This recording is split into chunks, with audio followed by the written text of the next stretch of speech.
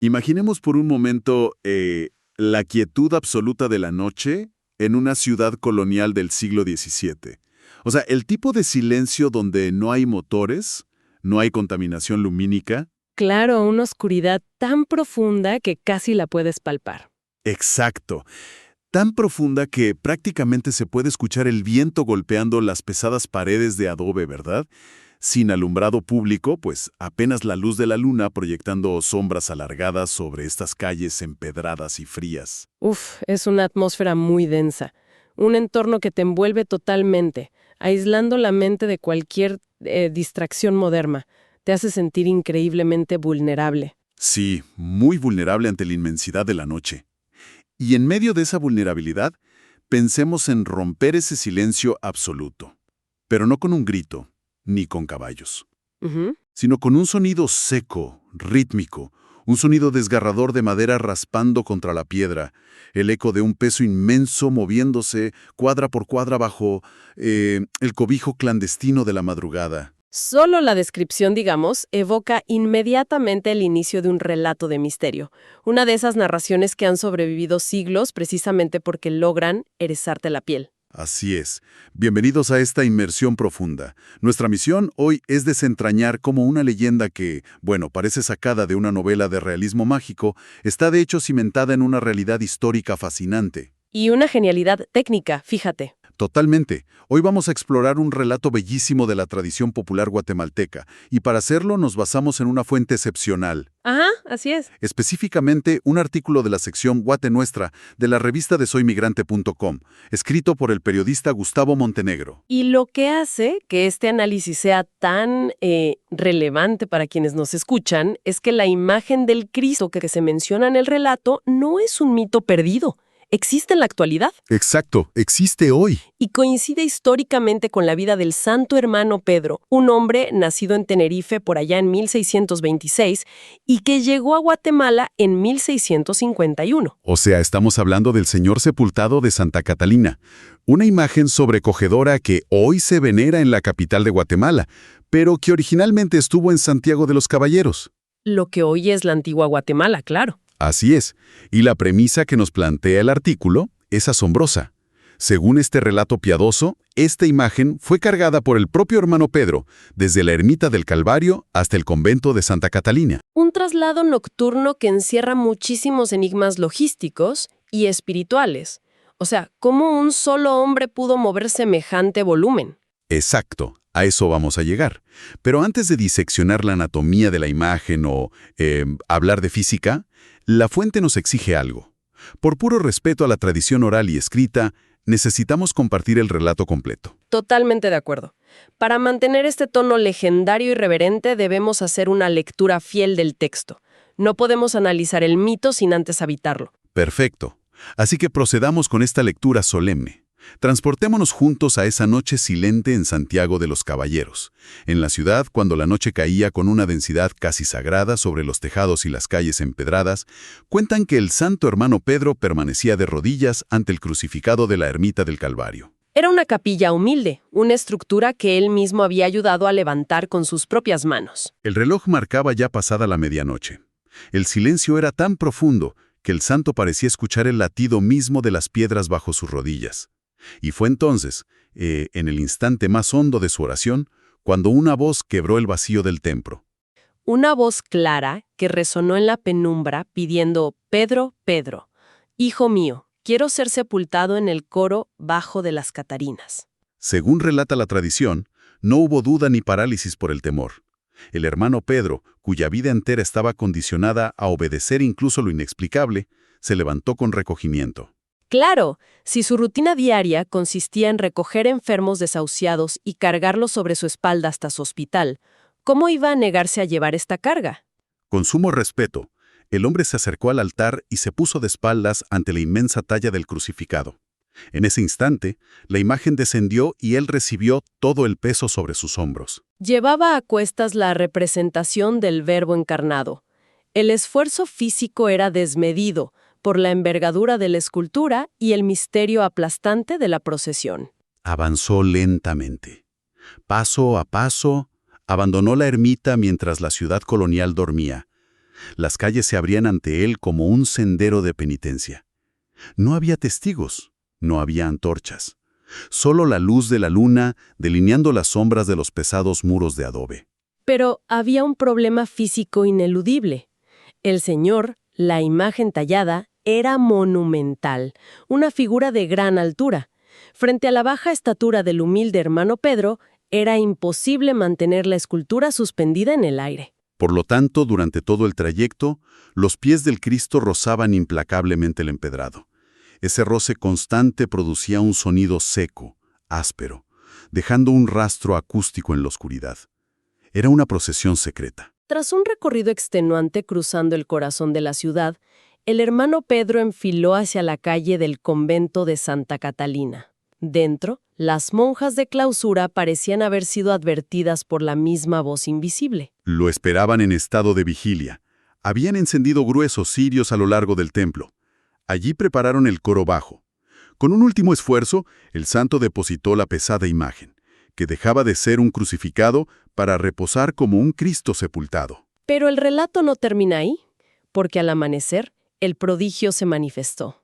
La imagen desapareció misteriosamente del coro bajo de las monjas y amaneció de regreso en su sitio original, en la ermita del Calvario. Otra vez erguida, otra vez clavada en la cruz, sin puertas forzadas ni huellas de arrastre, solo el asombro colectivo. ¡Wow! Es un texto que impone un respeto tremendo. Transmite una atmósfera de devoción absoluta, ¿verdad? Absolutamente. Te ancla en ese silencio conventual. Pero a ver, hagamos una transición aquí, porque entiendo la belleza teológica del relato. Sin embargo, nuestra misión es analizar a fondo la fuente. Claro, ir más allá del mito. Exacto. Y si lo pensamos de manera analítica, surgió un conflicto mecánico gigante. O sea, me dices que una escultura, rígida en una cruz con los brazos extendidos, es bajada, cargada y luego acostada en un sepulcro. Físicamente, ¿cómo metes a un Cristo con los brazos abiertos en cruz dentro de un espacio confinado sin quebrar la madera? Suena un poco exageración, ¿no? Pues fíjate que esa es exactamente la clase de duda que nos lleva al verdadero tesoro de esta historia. No es un error en el mito, es una genialidad de la ingeniería colonial. ¿Ah, sí? Sí, la fuente revela que esta escultura de autor anónimo del siglo XVII no es una talla rígida. Fue diseñada con articulaciones móviles. Espera. Articulaciones. Hablamos de una estatua del siglo XVII con bisagras en los hombros. Así es. Los historiadores del arte lo llaman goznes. Son mecanismos internos, forjados en metal o tallados con maderas y cueros, ubicados en las axilas y los hombros. ¡Wow! Esto permite que la escultura pueda tener los brazos extendidos horizontalmente en la cruz y luego esos mismos brazos pueden descender para la postura sepultada. Increíble. Pero, a ver, si tiene un mecanismo así, ¿cómo es que no se ve la ruptura? Imagino que una estatua de esa época tiene acabados perfectos simulando la piel. Si mueves el brazo, la pintura se resquebraja, o sea, se arruina. Pues ahí entra el nivel de maestría del que hablamos. Para evitar eso, los escultores coloniales recubrían estas uniones con badana, que es un tipo de cuero muy suave. Ah, claro, algo flexible. Exacto. Y luego aplicaban la técnica del encarnado, que es este proceso de poner capas de yeso, cola animal y óleos para imitar la piel humana, el brillo, hasta las venas. ¡Qué impresionante! La transición visual era tan sutil que a simple vista la articulación desaparecía, todo con un fin muy específico para los oficios de la Semana Santa. Ya veo. Para representar físicamente el acto del descendimiento de la cruz. O sea, la imagen actuaba la escena. Está literalmente construida para transitar entre la muerte en la cruz y el descanso eterno. Tal cual. Y ojo, la sofisticación técnica no termina ahí. Hay otro detalle en la fuente que responde a otra de tus dudas, sobre cómo un solo hombre pudo cargarla. Sí, porque el volumen debe ser enorme. Exacto. Bueno, la fuente destaca que esta imagen fue elaborada con pasta de caña de maíz. A ver, he escuchado de esto, pero siempre me parece contraintuitivo. Cuando uno piensa en arte colonial español, imagina bloques macizos de caoba o cedro. ¿Cómo logras hacer algo monumental usando maíz? Es que es un conocimiento puramente indígena precolombino. Es química pura. No usaban los granos, Usaban la caña. específicamente la médula esponjosa, el tatsingue.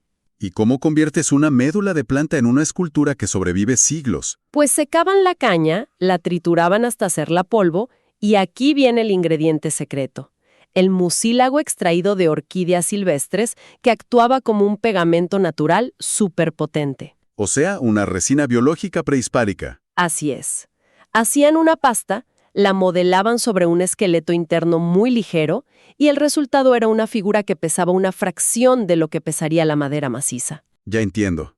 O sea, una escultura que normalmente requeriría a 4 hombres, hecha con pasta de caña de maíz, podía pesar, qué sé yo, unos 15 kilos. Por ahí unos 10 o 15 kilos. Era una adaptación tecnológica porque aquí las procesiones duraban horas, ¿verdad? Claro. Y además, la fuente dice que su encarnado le da un realismo conmovedor, ¿no? Sí, lo describe como un cuerpo suspendido entre la muerte y el descanso eterno. Es una descripción poderosísima.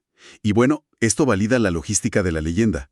El hermano Pedro físicamente podía con el peso, pero la estatura seguía siendo un problema. Si la imagen era de tamaño natural, inevitablemente la iba a arrastrar. Exactamente. El peso de lo divino arrastrándose por el suelo terrenal de la ciudad. Y aquí es donde la materialidad y la leyenda chocan de frente. Porque en el relato, ese arrastre produce el sonido seco contra las piedras. Pues el artículo confirma que la imagen actual, la que vemos hoy, aún conserva profundos raspones y marcas en los talones. Fíjate qué detalle tan fascinante. Esas marcas actúan como el rastro físico del mito, uniendo la leyenda con la evidencia tangible. ¿Sí? No ven simplemente pintura dañada, ven las cicatrices de la historia misma. Y esto nos lleva a un análisis muy profundo del texto, sobre el servicio desinteresado. Totalmente. Porque el hermano Pedro ya estaba acostumbrado a llevar a la humanidad doliente sobre su espalda, ¿verdad? Su vida era recoger enfermos en las calles, indigentes que el resto ignoraba. Exacto, los llevaba a su pequeño hospital. Para él, servir a lo inexplicable o cargar a un Cristo de madera, digamos que era una extensión natural de su amor por los más vulnerables. No había diferencia para él. Y eso plantea una pregunta metafórica brillante que deja el texto. Durante esa noche silenciosa entre el Calvario y las Catalinas, ¿quién sostenía realmente a quién? Es una paradoja hermosa. ¿Era el hombre cansado forzando sus músculos para cargar la imagen, o era el Cristo invisible sosteniendo al hombre en su incansable misión de caridad? Yo creo que, como vemos muchas veces en la vida, la fe y la vocación actúan como un motor, ¿no? En medio de la fatiga extrema, es tu convicción la que te mantiene avanzando. Así es. Ahora bien, si avanzamos cronológicamente, hay algo curioso. La leyenda ocurre en Santiago de los Caballeros, pero hoy esta imagen venerada está en la ciudad de Guatemala. Sí, es que la imagen no aceptó quedarse en la muerte ni en el pasado. Las ciudades cambian y la devoción viajó con ellas. Claro, después del cambio de la capital.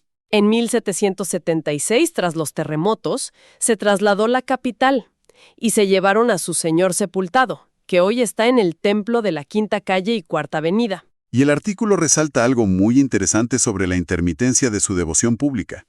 Fue muy procesionada en el siglo XIX, pero suspendida de golpe en 1917. Por los fuertes terremotos de 1917 y 18. La ciudad entera colapsó. La prioridad era sobrevivir, así que esas magnas procesiones pasaron a segundo plano. 100 años casi en silencio. Pero resurgió. Desde el 2012 volvió a salir a las calles cada Viernes Santo, probando que esta tradición sigue vivísima y convoca a miles de personas. Es el triunfo de la memoria y la fe, sin duda. Definitivamente. Bueno, y con esto vamos cerrando nuestra inmersión de hoy. Ha sido un recorrido fascinante.